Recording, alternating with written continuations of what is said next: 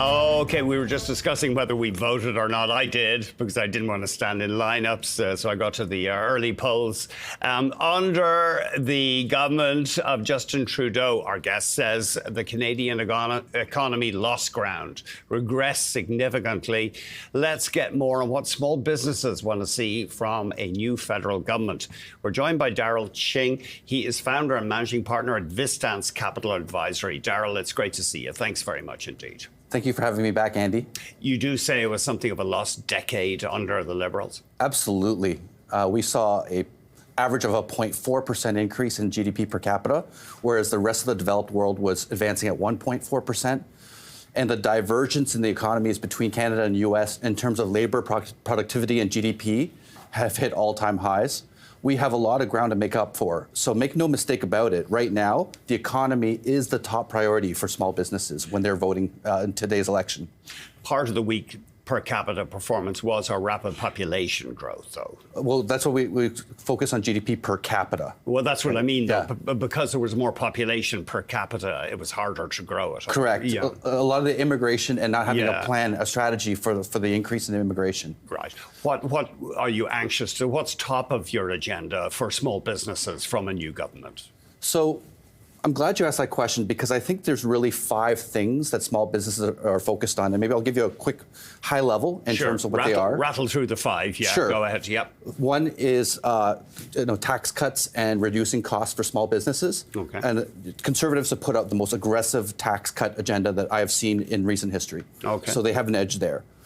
We want to see expansionary programs to help support businesses that are impacted by tariffs and want to do more trade. The Liberals have a much more comprehensive platform of $6.5 billion versus $3 billion for the Conservatives. So you're more likely to get support under a Liberal platform. Number 3, we want to see the reduction of red tape, and we want to see reduction of regulation so that it's easier to do business. In particular, we want to see reduction of interprovincial trade barriers, which we have discussed before. Yeah. And the Conservatives have a more aggressive agenda of cutting red tape. That's going to make it easier to do business. Number 4 is world trade and establishing trade relations across the world so we can compete globally. Mm-hmm. It's a bit more subjective. The platforms are very different between the two parties, but I would give the edge to the Liberals on that front. On international engagement? On international trade, correct. And number 5 would be development of the workforce, and the agendas are quite similar in that regard. You could argue that there's maybe a slight edge for the Liberals in that platform as well. We keep hearing that skills, cybersecurity people, you can't hire them, you can't find them, and skilled trades, for example. Yes, skilled trades is the key focus for both parties. In fact, Conservatives put out a number. They want training facilities to add 350,000 tradespeople across the country. Liberals are a bit more quiet on the number, but the Liberals are also creating jobs in AI and green technology as well.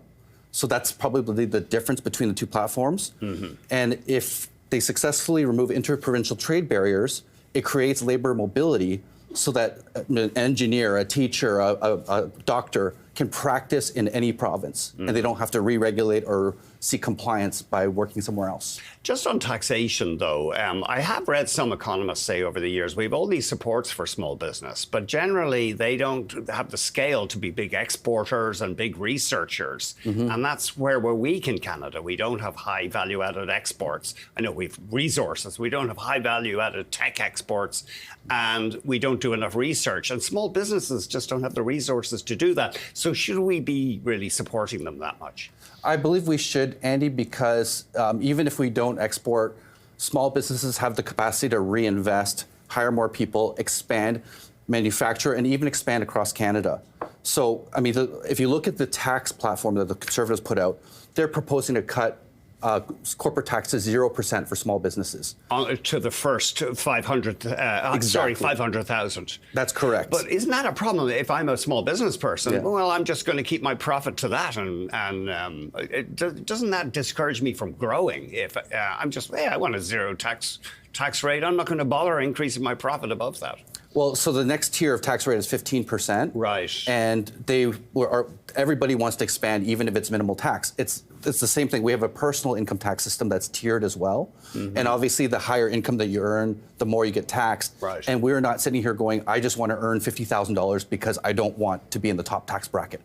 So that's not really a disincentive, in my opinion. What it does do is it allows the small businesses to reinvest. So if they wanted to bring manufacturing in-house, if they wanted to do changes, it would become a lot easier because it generates a bit more cash flow. I mean, I agree with you on red tape, you know? Why are dogs not allowed on restaurant patios? You know, it's not like they're jumping on the tables. Okay, that's a bit of a facetious example. But from what I've seen of small business, they're just plagued by regulations. I mean, if you hire somebody, you've just got multiplicities of labor, payroll, health and safety. Yes, and I mean, the real focus, I think, on this election is going to be on the interprovincial trade barriers, right? There's an inherent 7% tariff we put on ourselves in terms of trading goods across provinces. Now, what the Liberals are proposing is to reduce a lot of the red tape and they're limiting federal exceptions. And what that means is, even if you comply federally, you might have different provincial regulations you have to face. And that's in the food safety industry, that's in construction and things like that. The Conservatives are saying they want to eliminate all provincial trade barriers. So they're far more aggressive in their goal in terms of what they want to, and what they want to accomplish. Whereas the Liberals want to just kind of make some tweaks here and there.